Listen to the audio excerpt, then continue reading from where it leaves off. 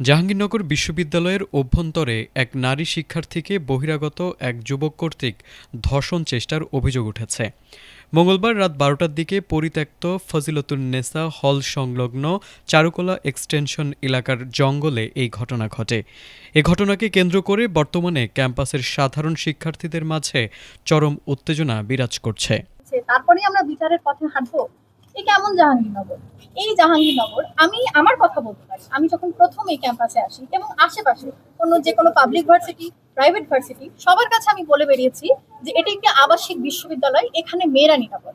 জাহাঙ্গীরনগরের মেয়েরা নিরাপদ। কাল রাতে কি হলো? কাল রাতে মাত্র 11টার সময়, আপনারা সবাই জানেন জাহাঙ্গীরনগরে 11টা কিন্তু এমন কোনো রাত না যেখানে একেবারে নিকষ কালো অন্ধকার, যেখানে বাইরে কেউ নেই। এই যে এত লোকজনের মধ্যেও এরকম একটি ঘটনা, একটি মেয়েকে নিপীড়ন করার চেষ্টা করা হলো।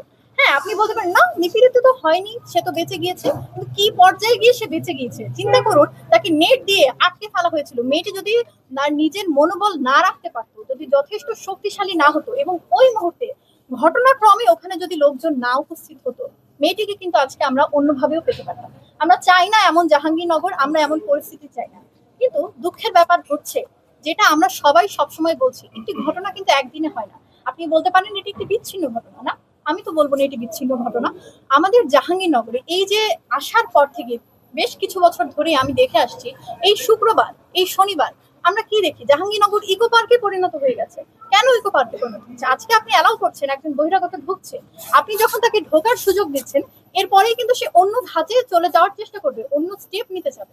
কি করে বুঝবে যে তার বিচার হতে পারে? আর মেয়েদের নিপীড়ন তো ঘটনার সময় বিশ্ববিদ্যালয়ের কয়েকজন শিক্ষার্থী মোটরসাইকেল যোগে এলাকাটি অতিক্রম করার সময় জঙ্গল থেকে ওই ছাত্রীর চিৎকার শুনতে পান। তারা এগিয়ে গেলে ভুক্তভোগী শিক্ষার্থীকে আতঙ্কিত অবস্থায় জঙ্গল থেকে বেরিয়ে আসতে দেখেন। ওই ছাত্রী জানান, এক বহিরাগত যুবক তাকে জোরপূর্বক টেনে জঙ্গলে নিয়ে ধর্ষণের চেষ্টা করে এবং চিৎকার করায় পালিয়ে যায়। ঘটেছে, আমরা বিশ্ববিদ্যালয়ের পরিবার খুবই মর্মাহত এই ঘটনার জন্য। আমরা ইতিমধ্যেই বিশ্ববিদ্যালয়ের পক্ষ থেকে আশুলিয়া থানায় মামলা দায়ের করা হয়েছে এবং আইন শৃঙ্খলা বাহিনী কাজ শুরু করেছেন। আমাদের সাথে সকালবেলায় আইন শৃঙ্খলা বাহিনীর দুটি গ্রুপ এসছেন।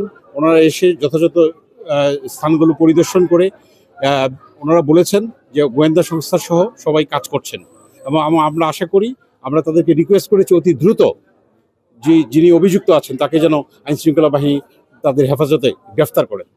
এবং আমরা বিশ্ববিদ্যালয়ের পরিবার অপেক্ষায় আছি যে কত তাড়াতাড়ি তারা গ্রেফতার করবেন। একই সাথে জাহাঙ্গীরনগর বিশ্ববিদ্যালয়ের যে লোকেশনটা আপনারা জানেন, চারদিকে, এখানে তিন দিকে, একদিকে ঢাকা আরিচা মহাসড়ক, অন্যদিকে প্রায় 3 দিকে জনবসতি আছে।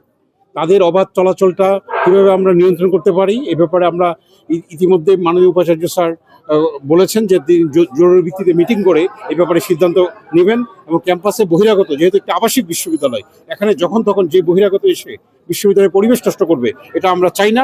এবং মাননীয় উপাচার্য স্যার বলেছেন, যেহেতু আবাসিক বিশ্ববিদ্যালয়, তার স্বকীয়তা রক্ষার জন্য যে পদক্ষেপ গ্রহণ করা দরকার, স্যার অতি দ্রুত সেই পদক্ষেপগুলো গ্রহণ করবে। খবর পেয়ে বিশ্ববিদ্যালয় প্রক্টোরিয়াল ও সিকিউরিটি টিম দ্রুত ঘটনাস্থলে পৌঁছে ভুক্তভোগী ছাত্রীকে উদ্ধার করে মেডিকেল সেন্টারে পাঠায়। পরবর্তীতে গভীর রাত পর্যন্ত সিসিটিভি ফুটেজ বিশ্লেষণ করে অভিযুক্ত বহিরাগত যুবককে শনাক্ত করা হয়।